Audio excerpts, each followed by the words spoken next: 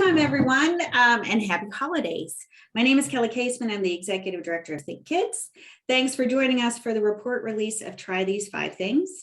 Over the next hour, we're going to talk about the recommendations found in this report with some of the great folks who have joined us today. Before we meet them, I'm going to recap of how we got here in the project. And at any time, those of you who are with us are welcome to write your questions or ideas in the comments section below the video, and we will check on it from time to time. This project called Responding to the Needs of Children of the Drug Crisis has been made possible in part by a grant by the Greater Kanawha Valley Foundation. We're so thankful for them for that. Managed by Think Kids and conducted with the help of dozens of volunteers. The project welcomed anyone from around the state who wanted to complete surveys or attend listening sessions. They could email, meet with us and discuss some of the recommendations and steps forward. And we specifically engaged in discussing solutions with people from the Greater Kanawha Valley service area, which are these counties: Boone, Clay, Fayette, Kanawha, Lincoln, and Putnam. The increase of parental drug misuse and abuse, impaired parenting, incarceration, extended separation from parents, overdose deaths, and introductions into the child welfare, court, and foster care systems have resulted in a children's health crisis in West Virginia. So our original project goal was to articulate and contextualize the environment and experiences where these children are being raised in a way that would both generate a larger discourse around what could be done to help them and elevate those voices of those who in their community champion their cause, because we know that there are a lot of good people around the state who are doing great things, and we wanted to ensure that policymakers and stakeholders were aware of what was going on.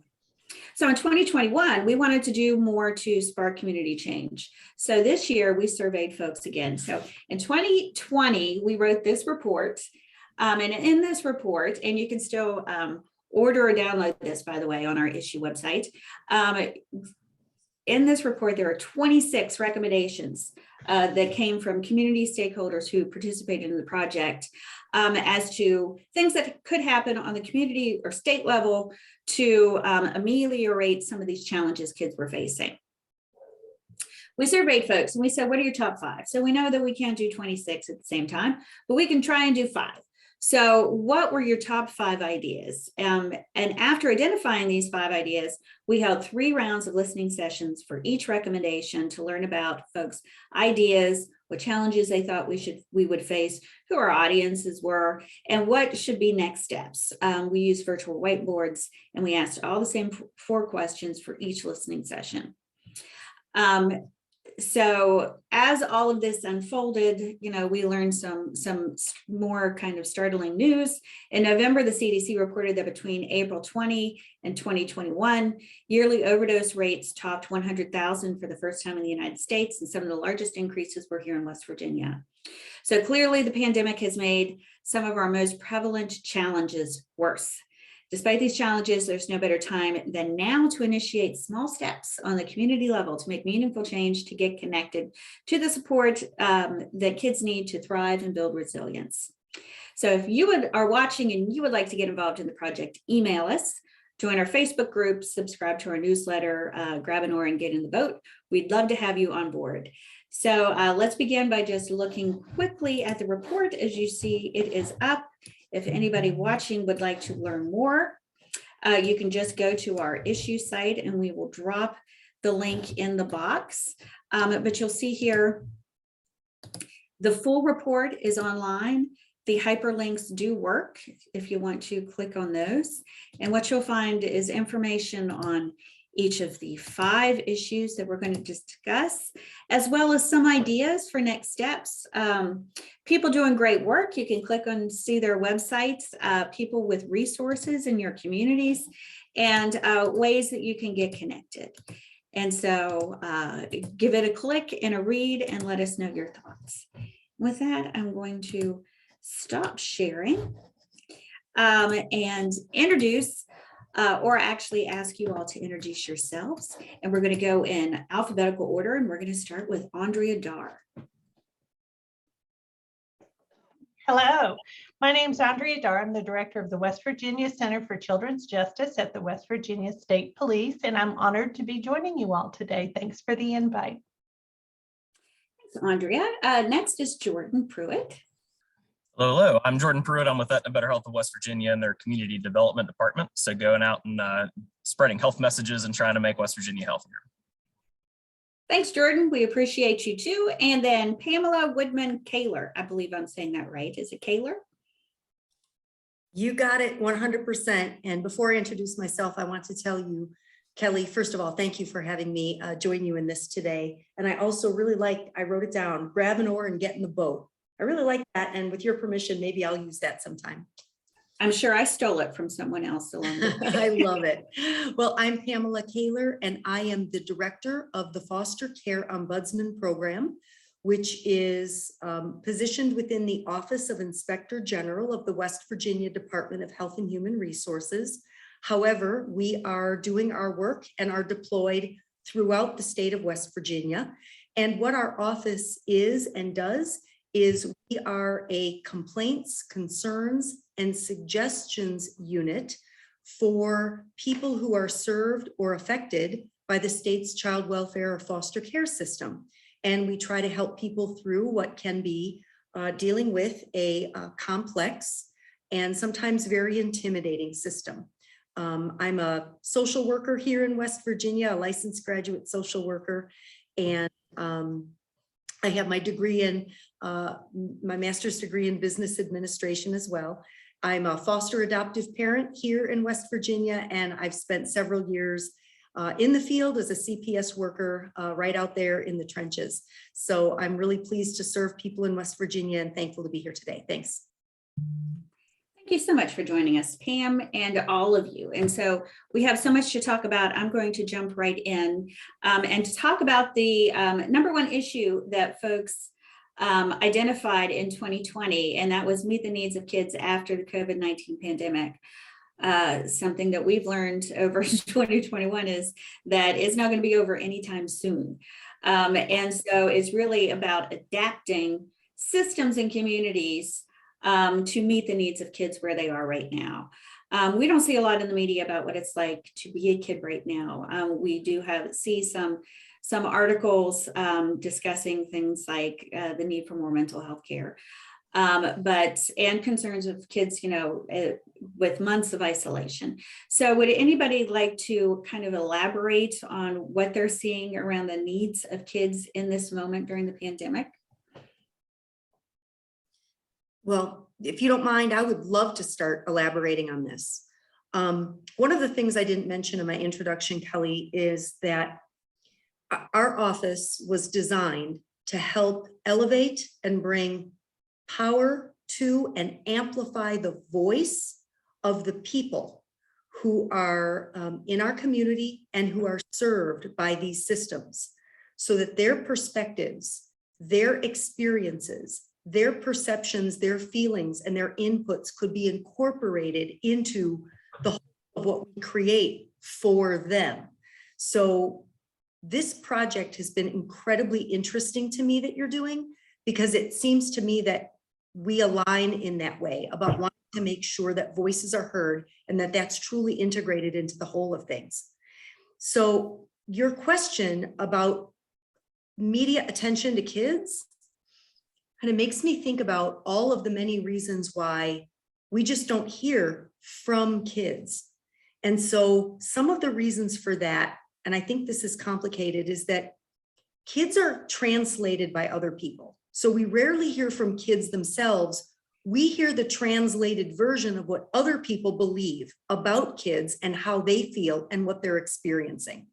So it's almost always secondhand when it's about kids, because it's translated through adults. Kids are not accessible to talk to. Many people don't necessarily want or allow or are comfortable with kids talking directly to the media or expressing themselves freely. And so, we find even in our office that having engagement with the kids is some of the most difficult and challenging, because there are so many barriers, some quite legitimate, about speaking directly to kids and hearing directly from kids. So I think that that also limits kids' ability to be able to communicate on their own behalf about how they're experiencing this pandemic and other things. I have lots and lots of other thoughts on this, but I think another bullet point for me is that I observe that kids are not really held credible in our society. Their perspective is not held credible. Oh, they're just kids. Oh, they're just teenagers. They're not thinking rationally anyway. You know, that kind of thinking, I think, really limits what we are really hearing from and able to understand and honor about kids' experience, because there tends to be a dismissiveness anyway when they do speak up.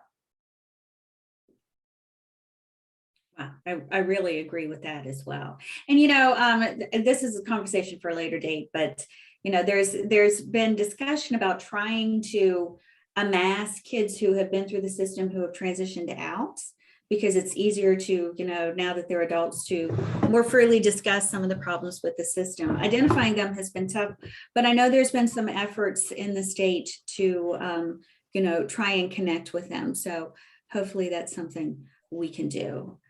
Jordan and Andrea, do you have anything you want to share?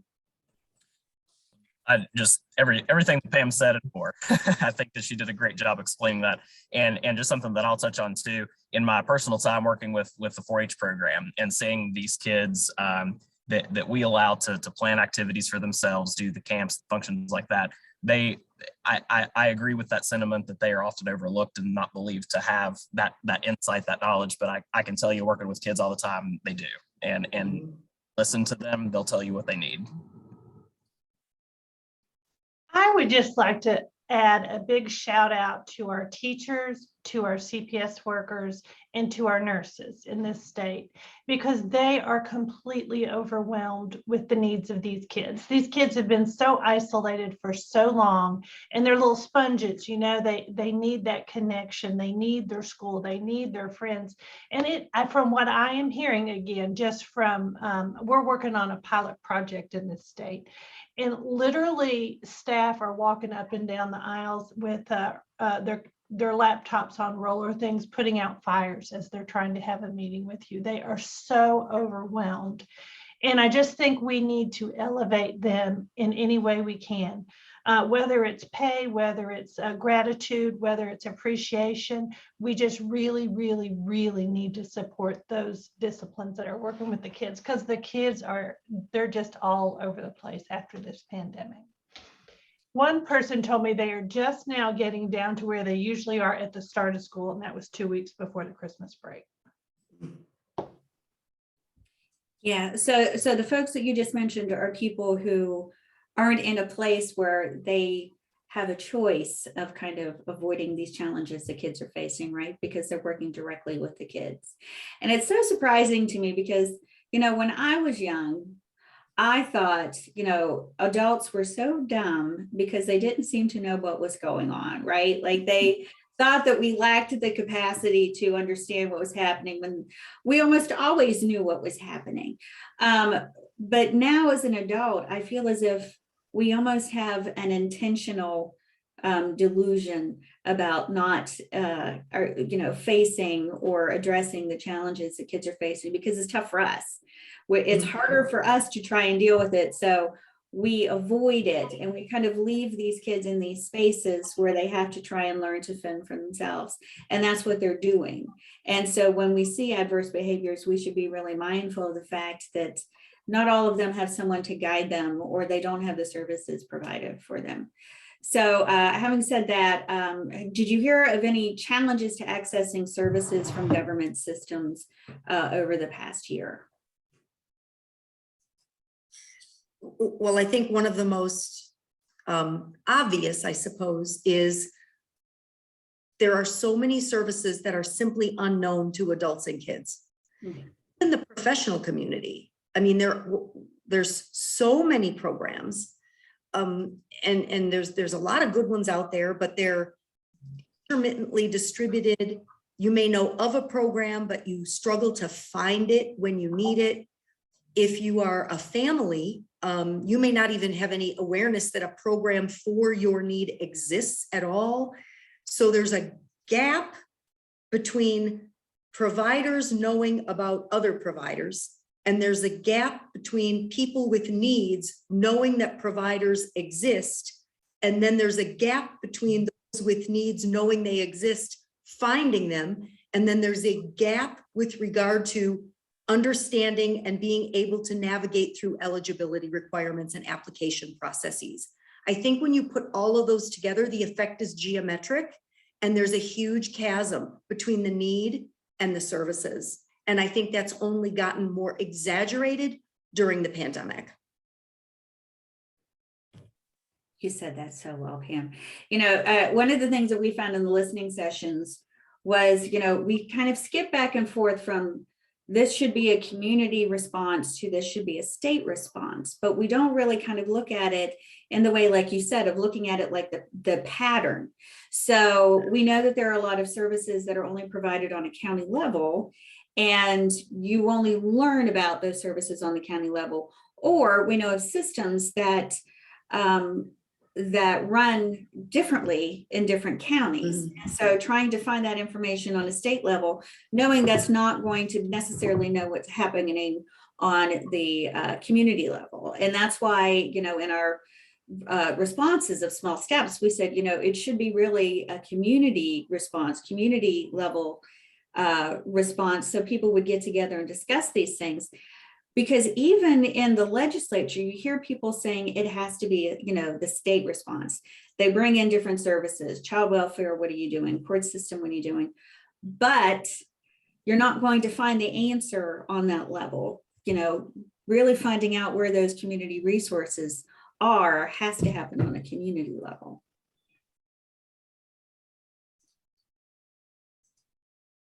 Jordan and Andrea, you have anything you want to throw in there before we move on? Sure, and I think with some of those resource connections, so we participate around the state in all the family resource networks. There's a lot of coalitions that we sit on, and it is amazing how many resources are out there that I don't know about, and I've been in my position for 8 years now, and so I'm learning almost every day about a new thing that's going on, and then just we've got to find a way to be able to make that connection, and I think being out in the community, and that's been a hindrance too. We're not out in the community helping those people find those resources. And so unless people can make a phone call or video call us or whatever, then it's really difficult to make those connections for people. So that's, I'm hopeful that here in the next year, as we get back out, we can help alleviate some of that pain. And maybe that's, go ahead. Well, maybe that's where we can leverage technology, where we can leverage new ways of creating touch points that are on the natural path that people walk, including the professionals. I don't know if you guys are familiar with the, I think his name is Daniel Buettner, and he did the study of the blue zones. People live way past 100. And he was studying about what is it that is different in that parts of the world where people live energetically for a really, really, really long time.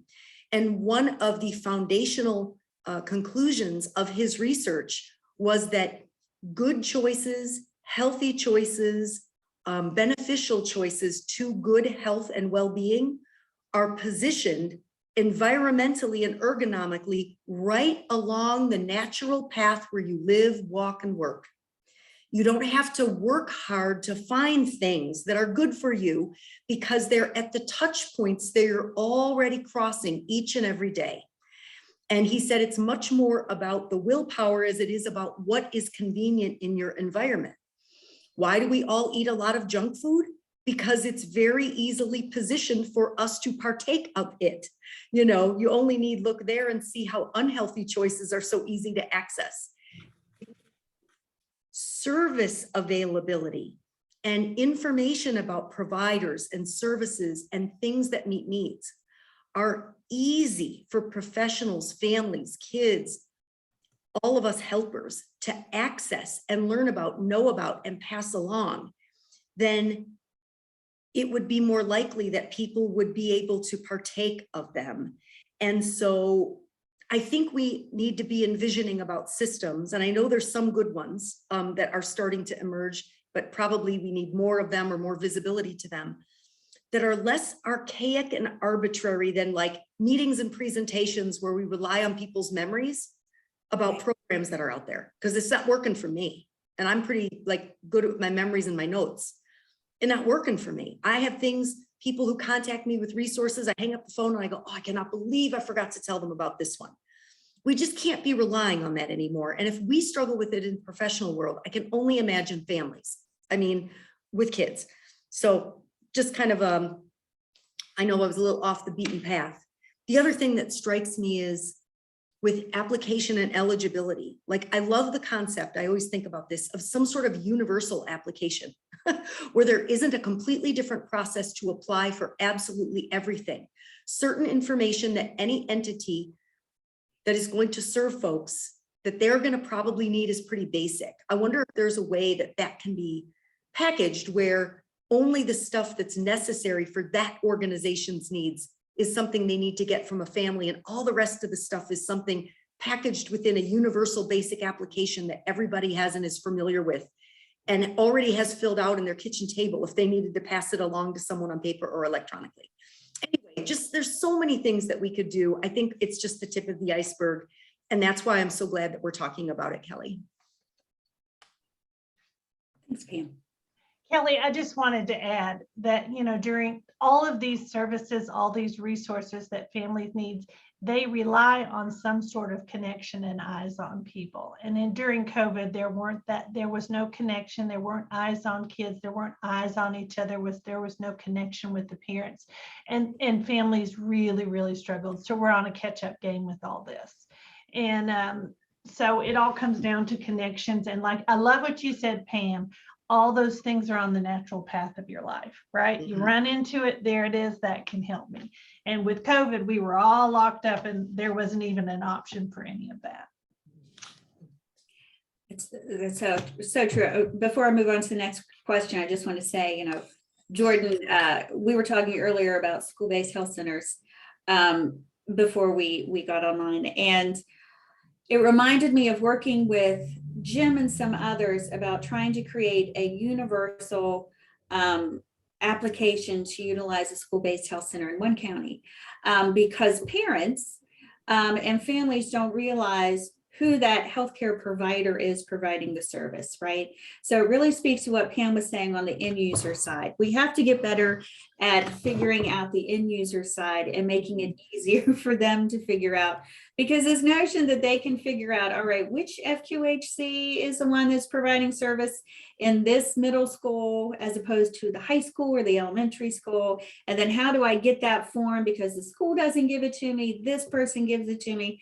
We really need to be discussing how do we make that path a lot near, you know, wider, clearer, so we can get them the information that they need to complete forms, because getting completed forms can be a challenge in and of itself. So let's move on to what policy changes during the pandemic have benefited kids. So what have you seen that has been a change, you know, that we've adapted to, that's something that you think we should hold on to as hopefully the pandemic dissipates? Well, I think that Medicaid allowing telehealth has been a huge help, and it's definitely kept some of our visits and things that people need to get done, them able to do those with that offices closed and access. But of course, on the other side of that, the access to a device to call into a doctor or to video into a doctor is a problem as well. But I think that's an excellent thing for the people that are able to use it. Agree. Yes. Yeah. I've been hearing really amazing things about telehealth during this pandemic. Pam and Andrea, do you have any ideas?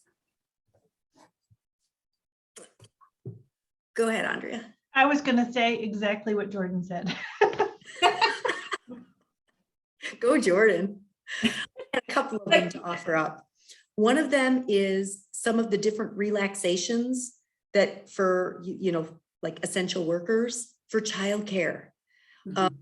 Having some of the different kind of eligibility changes and determination of essential workers and those sorts of things have made childcare differently accessible.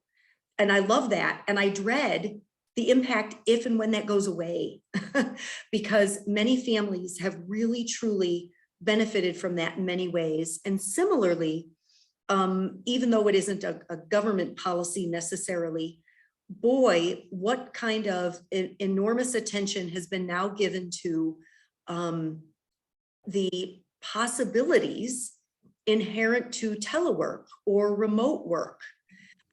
Is work about what people see you do, or is it about what you complete and accomplish? And if that's the case, does where you do it, depending on the nature of your job, how much does that matter? And how does flexible work scheduling, teleworking and remote working, how does that create opportunities for the scheduling flexibility that parents have have had to beg for, so that they could properly attend to their own needs and that of their kids and families?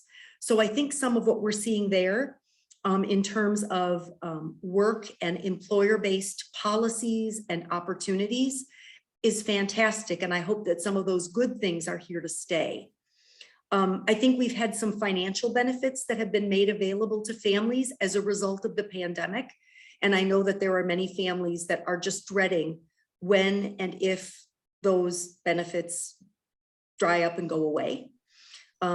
So there were financial things that maybe we should examine the positive impact or the impact that some of those have had on families, to evaluate a little bit differently or critically whether or not there are some of those things that could or should necessarily be more permanent in their nature. And then lastly, that crossed my mind, because I was looking at Andrea and she makes me, for some reason, I think of the courts. I don't know why, but I don't think virtual court hearings, in order to move things along in family court or in child abuse and neglect type of court proceedings, like virtual court was really not something that would be considered acceptable or typical, and was always really, I think, out of the question in many circuits or areas, divisions. And now it's become something that can have a positive place and really help things move along when a court is involved, when otherwise in the past, things had to be endlessly continued when someone couldn't find transportation or couldn't show up in person. So those are some things I think that are good, and some of which I hope will be considered to stay.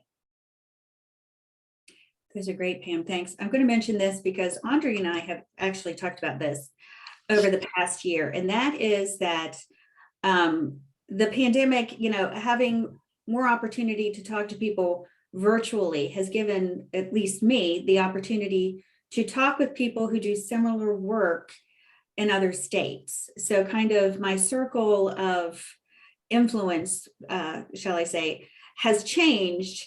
And in a way, Pam had mentioned earlier that, we have traditionally relied on this way of learning about what's going on in the community of, we all come and sit down and everybody says, here's what I'm doing. And then you write it down and then you try and keep it. And that becomes really difficult. And it's been really helpful to me to hear how other states and communities are utilizing technology to not just make it easier for them to remember what's going on in their communities, but to connect people to those services. Say, for example, if it's a food pantry, often food pantries will give their updated times and hours on Facebook. And so, how do you connect people to social media rather than to just give them a phone number if the phone number is not manned or operated frequently? So it's getting to know those people and kind of opening my vistas, I guess, to be able to participate in more virtual meetings than I ever did before. And so anybody else want to add before we go to try this number 2? I should probably share what Dee has shared online. Kelly, I love what you just said, because I really got into that too during COVID. I had a national monthly meeting with people about how to reach kids in hard places. And we learned from so many different people around the country things that they were doing. And if we could do a lot more of that just within our groups and within our state, I think that would help tremendously, sharing resources and information. I agree. I'm going to share Dee's information. Dee Lemaster, thanks for joining us online. She shared a couple of remarks. Networking, sharing information to help connect people and families to resources, which we completely agree. Most people lack the knowledge of services and don't know where to go to for help that can truly help them. We heard that a lot in the listening sessions. We need to write a book to help others find, to help phone numbers and websites. And we are needing better internet providers to give families the internet to use the services. That I completely agree with as well. And I think we'll hear more about expanding broadband during legislative session, which will be starting in a few weeks. And hopefully we'll make sure that all families have better access to the internet. So with that, let's move to number 2, open food pantries and hygiene closets in every school. This one was really popular. It's been popular online as well. What do you all think? What are some challenges? We heard some challenges identified during listening sessions, which included space in schools, administrative buy-in, support and stocking services. So school personnel don't wind up paying out of pocket, which we heard quite frequently. What are your thoughts on the feasibility of opening these closets in every school? Well, I think that they are so important. And we try to hit some of those schools that have them to either provide some hygiene items or information that they can take home to parents, or if parents have access to it. But like we said in the listening sessions, it's that space, it's the buy-in, and it's just having somebody there to be responsible for it that doesn't end up footing the bill themselves. And I think that that's a very important aspect of that as well. And we just, it gives the opportunity for some of these kids to be able to just to go in and get something that they need, that they don't really have access to, or that they can't go to the store and purchase, or that their family can't purchase. So it's something that's tugging on my heart that we need to try to explore and get in every school if we can. I agree. And Jordan, do you work with any of these communities and schools programs? Yes, and so down in McDowell County is what comes to my head, because that was where the community in schools almost started. They all have, every single school in McDowell County does have a hygiene closet, or food pantry, whatever you want to call it. So that's something that we've focused on, and we're trying to help them out where we can. Thanks. You know, one of the things that we put in the report that's surprising to me is that we don't have a list. We don't have a state list of where there are pantries and food closets. And one of the kind of big steps that we identify is trying to get all of these services networked together. And so, you know, you don't learn any better from how to start one up than from somebody who's been doing it for a number of years. But in order to do that, we've got to find them. And then we have to find the ones who are willing to, you know, give their time and share their expertise with these struggling schools to ensure that they have what they need, so it doesn't fall back on those good-hearted people who try and get it initiated.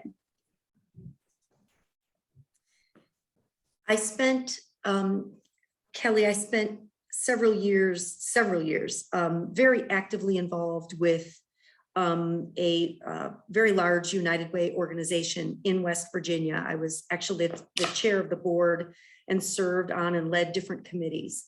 And one of the things that I learned about community agencies is that they very much want to be able to have reach, to be accessible to where the need is and where they can most efficiently serve people.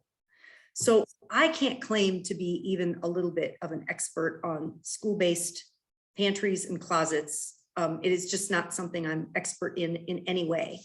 But the first thing that came to mind when I was reading the report about this subject was sort of the typical outsource, where like maybe the school provides the space and that there are other community-based entities that have expertise and desire the reach who basically run it, you know, and stock it. And then it becomes an extension of their service in a location where there's natural need and traffic for that type of product or information. So I'm not quite sure how the ones that exist, like you just said, currently operate, or whether or not they kind of are satellites to existing community-based operations or community-based agencies or collections of agencies. But if they're not, certainly it would seem like that would be a way to be able to make some of those connections so as not to put the onus of responsibility entirely on the school. In talking about this type of concept too with a couple of the members of my team in the ombudsman unit, one of the things that they mentioned was that a barrier to this is stigma and confidentiality, that there may be people that would be reluctant to be served in a school environment because they don't want anybody else to see them going there. So I think not only do we need to think about having things at schools or in other types of naturally traveled locations, but we need to think about making that space positioned to be a safe space for people to access so that they can be protected as much as possible from that sort of unwanted side effect, if you will. That is so important. And see, when I think about networking all of these leaders running these services, I think that's a wonderful discussion to have. Mm-hmm. I know that during one listening session, we had someone who worked in a school-based health center who said, we put it in the school-based health center so people wouldn't know exactly why the kids were coming in. And I think that's such an important, especially, you know, for kids, that's such an important point and something that people have to be mindful of, you know, as they kind of plan where the space is going to go, you know, and really thinking of stigma. And that's why talking with the people who are or could be served to find out how they feel about these things is just so important. And I do appreciate all of the work that you're doing in these sessions to get that input. You know, and one thing I'll say, and then see if Jordan and Andrea have anything to say, is, you know, it was interesting during the listening sessions to hear how many people were really interested in expanding these, including funders. And, you know, as you had said, you know, perhaps it should be a relationship with like a United Way or a food bank. And then if you had it established as that relationship, then you could create a focus group, for example, of high schoolers, and they could then get their volunteer hours working with, say, the United Way while they're working, or they could help write the grant to get it going. And that is really meaningful experience. But again, it takes concerted strategic planning to make those sort of things happen. And we're just not really there yet. I'd like to add also civic organizations and local communities, they love to give back in their community and they're always looking for, so that brings to mind Lions clubs and Rotary clubs and all those clubs. They want to give back and help the communities. And those are groups we don't often tap into. Agreed. I don't know if you all see these as much as I do, but someone else on my team, Melissa, she's new to us and very thoughtful. She reminded me of what we're starting to see pop up more of, like blessing boxes, where in parks, outside of malls, outside of places that people naturally travel, we're seeing interested people, giving people and organizations meaningfully putting stuff into different, like, I don't know, I guess they call them blessing boxes or those kind of stations. You know, of course, there's going to be, I don't know, theft and vandalism or people taking things they don't need. I don't know. But what I'm hearing is that a lot of those sorts of sites and boxes and things, people are protective of them, that they are dispensing a lot of supplies to people who are very grateful for the presence of those things, that they're regularly being restocked by organizations and giving compassionate people. So, you know, maybe we'll start to see more of those sorts of informal things popping up in communities as well. Great idea. Jordan and Andrea, anything else before we move on to number 3? I see a remark from Stacy online that I'll share quickly. One thought was that was brought up to me at Orchard Manor was that kids can't always get to school to get the hygiene project products. So talks have been engaged with Kanawha HUD, Serena, about putting one there. That came up during our listening sessions. That's such an important point. Thanks for bringing it up, Stacy.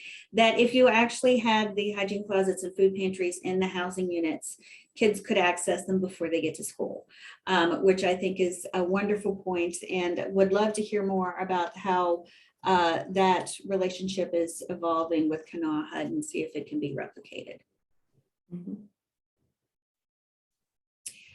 Okay, with that, let's move on to number 3. Let's see where we are on time. Okay.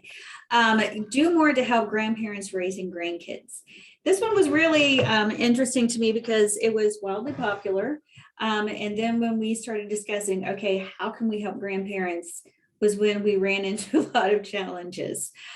So we didn't have a lot of tangible ideas other than, support the Healthy Grand Families program, which if you don't know, is a wonderful program in the States. They now have coordinators in every county, and we have a link to those folks in the report. We have Mission West Virginia, which is a great resource. They've written a resource guide. There's a link to that in the report. And then there's a link to Pam's office. She's listed as a resource too, how she can help navigate grand families. What are your ideas of what we can do to help grandparents raising grandkids?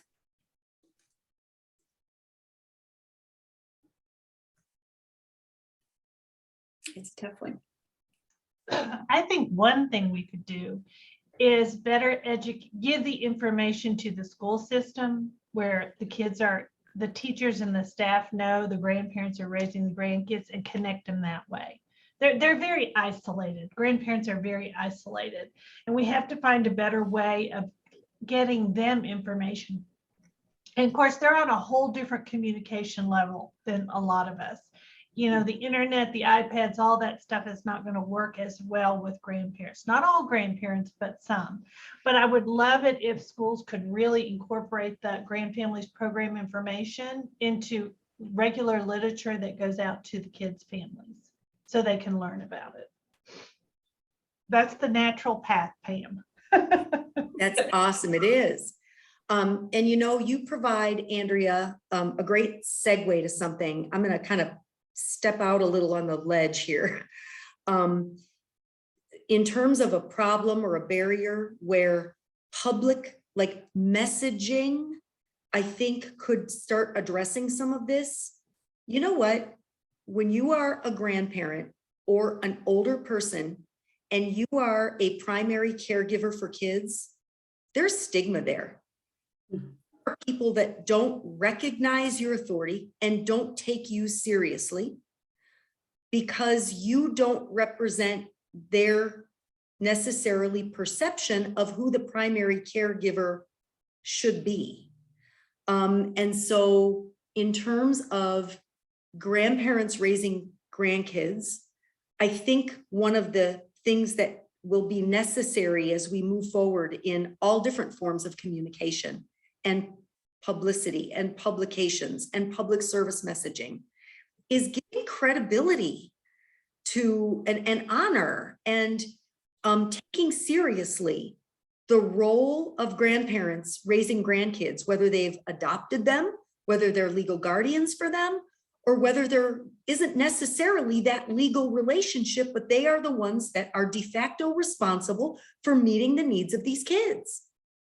And we hear in our office all the time about grandparents. We have lots and lots, like double-digit percentages of grandparents that call us that are both primary caregivers of kids inside and outside of the foster care system, or who are not caregivers of kids primarily, but very involved in their lives, who complain and who feel very, very dismissed and condescended by others with regard to their important role.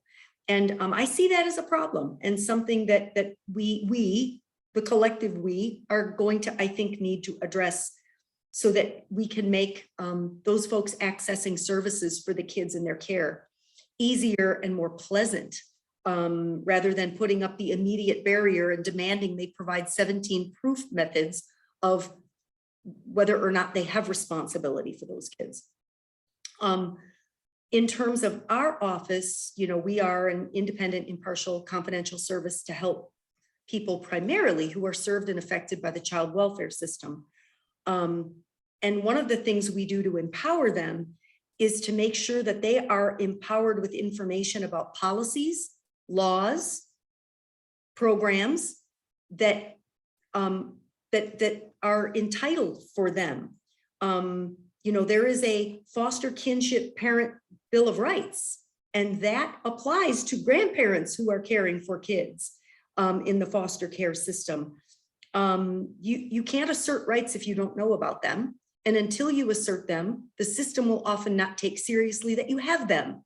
So we do a lot of that type of awareness building. And we truly try to help people. And I think we all need to try to help people learn how to advocate effectively for themselves and the kids in their care. There are things to try and there are things to avoid in advocacy. Some people engage in advocacy and then they get themselves in all kinds of unforeseen trouble because people misunderstand their motives and their message. So we do a lot of work to help people advocate most effectively for what they need for themselves and kids in their care. And we spend a lot of time working on that with lots of people, but particularly grandparents. What we do in our office is we leverage the information we receive from grandparents about their experience and their concerns, and our observations about what we may see or investigate or conclude about the validity of their complaints about systems. And we use that information in order to bring numbers and credibility to those issues so that we can advocate most on point and effectively for things that would help make systems more friendly and effective for grandparent caregivers and all caregivers of kids. Thanks, Pam. I just want to say, Kelly, there are a lot of grandparents that don't have any rights to those grandchildren that are raising those grandchildren. And I think that's a lot of what you were talking about, Pam. If you don't have rights, you can't sign the forms. You don't have any resources to support that, and nobody recognizes you. We have got to lift that population up, and we have got to connect that population to our food pantries and our hygiene closets and any sort of respite. They need respite. A lot of them need a respite. They're tired. We do need to support them, and I don't have the answer how to do it. Yeah, I think there may be some legislative things there. There's just, that's very complicated, but it is truly a land of the lost for a lot of caregivers out there. And that is something that's going to need to be addressed. Agree. I think that we mentioned in the report that it would be great if we had an interim study at the legislature where during interim meetings they had grandparents come and speak about their interface with different systems: public ed, healthcare, foster care, child welfare, court system, and to say, here are the challenges, because it's really important for the people who are using the system to say, here are some things that could happen that could potentially make it easier for folks like me. I think that would be really informative. Jordan, you got anything before we move on to number 4? No, ma'am, they covered it wonderfully. They're pretty good at that. So, okay, number 4 is advocate for a governor's office for children. So some of us who are advocates have been talking about this for a long time. It was brought up again in 2020 when we had all of our meetings to kick off the project. And I really was surprised to see that it was selected as one of our top 5. And so the idea is to create a cabinet position in the governor's office of leadership that can synchronize and oversee all of these systems that I just mentioned: healthcare, public ed, foster care, childcare, and the court system, to ensure that they're moving more in sync with one another, that they're breaking down silos, that they're sharing relevant data, and that they kind of have this unified presence for those who are the end users of all of these different systems. I think it was 2016, I was part of a group that advocated for a state strategic plan to address the mental health care needs of kids affected by the drug crisis. And the bill was derailed because it had a $50,000 fiscal note on it. And sometimes I think about how short-sighted that was, because $50,000 in the grand scheme of what many consider duplicative efforts between these different systems to address these needs is smaller than some of the spending that's going on now. And so we would like to see a governor's office for children. Some other states have them. Maryland is a good example. So do you think that people will be willing to meet with the governor's office and legislature to make this happen?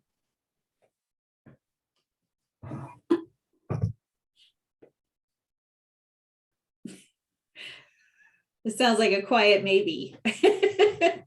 I'll go. I just didn't want to go first. But so a couple of thoughts on this. Again, I'm no expert on it, but I've been trying to do a little bit more reading, stimulated by this report. So, I mean, I love being aware of different things so that I can kind of study them out and learn about things I don't know. There's an older report out there. It's a National Governors Association special report, and it's about exactly this. It's called A Governor's Guide to Children's Cabinets. I've read through that a couple of times, and it brings up a lot of good points. It mentions in it, it actually cites West Virginia as an example, because West Virginia did have something in office like this in 1990. And I wasn't around to know how it went or what really happened to it. But this report really kind of gets into some challenges, some accomplishments, some lessons learned of the various kind of offices like this around the country. So I really agree, Kelly, that it's the kind of thing that going out there with maybe our virtual meetings and learning about what other states' experiences are would be really important, so that anything that would be approached with this in West Virginia could take into account how to evaluate the effectiveness of something like this, how really it can be evaluated on its outcomes and have a mission that focuses on outcomes. So, I can't say whether or not I do or don't support such an effort, because I don't know enough about it to say either way, but I certainly think that maybe history of such an office in our own state and the actual historical and current experiences of other states with this kind of office might help us determine what the right fit would be, if any, to do it here so that it can be successful. I think of all these different systems that you talk about, Kelly, almost like aircraft carriers on the sea, or like the big, huge cruise ships. They're huge and they're very difficult to turn, and to get them all sailing in alignment is extremely difficult and slow. And so if there were to be an office that is charged with some kind of coordination or collaboration of systems that all have naturally different interests at heart, that's a heavy lift, and something that we really would need to be prepared to do it well, if to do it at all. Great. Thanks, Pam. I love the idea of having an office where all these different systems come to an impartial table and someone can listen to them all and find where they are connected. That's, Pam, just a small example that pops in my head is your example of an intake for all these that's the same, right? I mean, that's a perfect place to come up with things like that, because that could really help children and families. And also just to see what rises to the top from each of these agencies that can be given to leadership in the state that says, this is what we need, and this is why we need it. We have to be able to have extraordinary, like ombudsmen by profession are really into talking about things that are difficult to talk about and or taboo. that's kind of what we do in ombudsman world, is try to bring those things up so that we can confront them with honesty, and that we can understand the underlying why of things and conditions and circumstances. And I think one of the things we would need to definitely address is differentials in power and differentials in influence. You know, there's lots of different groups that exist that are kind of multidisciplinary right now by their nature. And I attend many of them, or I'm membership of them. And it doesn't take long to figure out the various power differentials in the room, and that influences and impacts who speaks and who doesn't, and who's heard and who's not. And I think we really need to talk about that and focus on the things that we all have in common for families and kids, and what we envision for the condition of our state and our kids. It's just exciting to talk about. Making it happen will be a little bit, you know, it'll be a process. I agree. I'm going to move on because we're almost, we're closing in on the top of the hour. And I see Chris has left a message saying the governor needs to help parents and grandparents get their children back from CPS. My grandson doesn't need to be in CPS custody. I have a stable home for them and still denied to get them. I think that CPS as well as foster care is so overburdened right now. And I agree, you know, if we could get an office like this, we could elevate children's issues to a higher level than where it is right now, to where it would be more of a coordinated effort. And I'm just going to say this really quickly. You know, back in 1990, when we had the governor's cabinet and we had more of a focus on kind of the synchronizing of kids' health, is really the impetus for where we started the school-based health centers in our state. And they have garnered returns over and over because, you know, kids now have better access to healthcare in some of our rural places. And so that was a strategic, intentional planning on the part of the state of West Virginia that still now, you know, over 20 years later, we're benefiting from. And I think that there would be, you know, plump with opportunity, such an office, but it would again be a heavy lift. And it would take,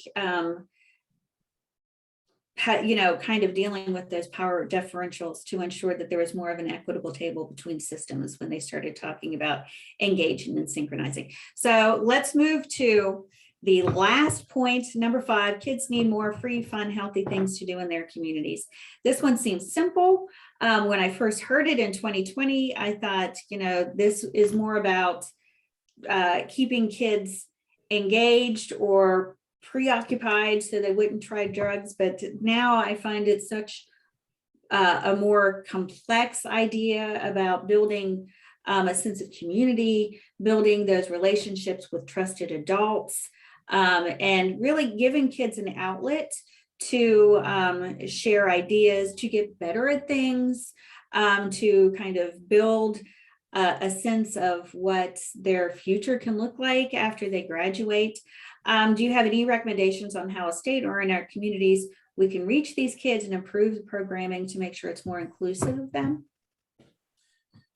Well, I'll just mention too, all of those things that you just touched on, Kelly, are things that the 4-H program does in West Virginia. And so I really encourage folks that are it's in all 55 counties to reach out to their WVU extension office, figure out how to sign up for 4-H, because they really do encompass that overall want for the kid and have those friendly adults, so the caring adults that are there with them that have been vetted and all of that stuff by the university. They give those opportunities for travel to different places, experiences for different things. They do the residential camping. They have monthly meetings of spinoff clubs, special interest clubs. So that's a really good avenue for some kids. And of course, just like everything else, that transportation and access is an issue. So that's something that we've got to work through. And if you work with your extension office, I'm sure that they have ways to help with that as well. That's great. Thank you, Jordan. We did put a link to 4-H as well as the university's after school network, which are both part of WVU Extension. Kelly, I know we're pushing time, so I'll make this very quick, but you know, I know that when we talk about activities for kids, the subject comes up about boredom. well, so if the kids are bored, then they're going to do bad things. So we need to avoid them being bored. Like that's kind of the conventional wisdom that I hear or read. And I think boredom is a term like communication or fear. It's a really broad term that you really need to flesh out and understand how that manifests itself for different kids in different areas at different ages and stages. If we don't really understand this condition that we refer to kind of casually as boredom, then we really can't effectively address it. And I think we also really need, and Jordan, you alluded to this just a little bit, to look at what are the real barriers to programs or to their availability or to families participating or kids participating in them. You know, do they not meet their interest? Is it a funding issue for the family? Is it transportation? Is it scheduling? Is it trying to work the one's way around homework, which can be overwhelming? Is it family values and priorities? Not everybody thinks that gymnastics is where they want their kids to spend their time. You know, I want my kids going to work after school so they can contribute meaningfully to the family. Like we really need to think and get input from families and kids about what the barriers are, what their preferences are, so that on a local level, we can make sure that we think about what we do to meet those needs, or else it'll be another program that is well-intended but falls flat. Completely agree. Andrea? Well, my answer is way out there and it's a concept, but if I had, in my dream world, you know, we do handle with care at our Center for Children's Justice, which is reaching a lot of kids at risk. And so there are all kinds of eyes and ears and loves on the kids at school when they're identified as handled with care and extra supports. But I once heard a TED Talk, which I loved, with Dave Edgars. And he has a program called Valencia 628. And it's a place where kids basically can come and get help with homework after school, but they turned it into this crazy fun store, and they're replicating it every place, like a pirate store or a Hobbit store or whatever. So the face of it is fun. They go in, they get homework. And of course, if you have one-on-one with someone helping you with homework, you're doing a health and safety check. You're finding out what those kids need. You're providing a meal. I just thought this was a brilliant idea for children, because it's walking distance from their school on the way home. It's a local thing. It focuses on homework, but it adds all these other elements to it. And in my dream world, I would create that, but I can't do that. But if anyone has time, watch that TED Talk. You will be amazed at all the things that it covers. Dave Edgars. If you send the link, we'll put it in the. Okay. I want to add one more thing, Kelly, too. You kind of touched on it, Pam, with that sense of boredness, and there's not anything to do. And something that Fayette County is pushing and has for the last couple of years. They do this Adventure Fayette, where they bust all the kids in from one of the grade levels. I think it's 5th or 6th maybe, and they bring them to recreational areas and just show them everything that they have in their backyard. Of course, Fayette County is a little bit different because you got the new riverboards and all that stuff, but there's a lot of things to do in West Virginia that people don't really think about because we live here, we see it all the time, and I think that's something that we can push out to help kids know that there are things to do, and families, like just going for a walk in one of our many state parks that we have is something that families can do together, and get some physical exercise as well. That is a great idea. Thank you. One more remark from Chris. So how do you think children feel that are in foster homes that don't need to be there? Very sad holidays were terrible this year. And he was without his grandson, which is really unfortunate. We know that there are some kids hurting right now. And the last point that I wanted to make is that, you know, as we think of prevention, and we really need to think about these after school programs, these mentorships, these keeping kids healthy, keeping eyes on them, as Andrea said, to make sure that they're okay.